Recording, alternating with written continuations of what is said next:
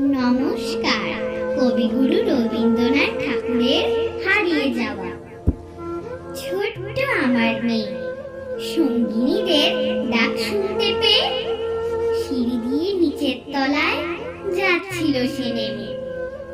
অন্ধকারে ভয়ে ভয়ে থেমে থেমে হাতে ছিল প্রদীপ খানি, আঁচল দিয়ে আড়াল করে চলছিল সাবধানে। আমি ছিলাম ছাতে, তারায় ভরা চৈত্র মাসের রাতে। হঠাৎ মেয়ের কান্না শুনে উঠে দেখতে গেলেন ছুটে।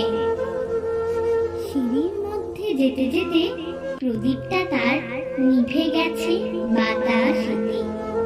সুধায় তারে, কি হয়েছে বানি?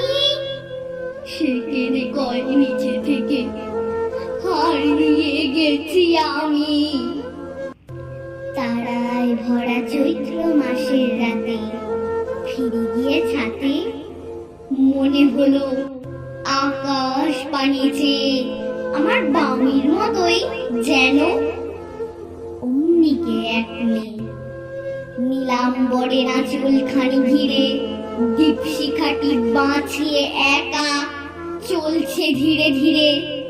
নিত্য যদি আলো যদি হঠাৎ যেত থামি, আকাশ ভরে উঠত কেঁদে, হারিয়ে গেছি আমি। নমস্কার।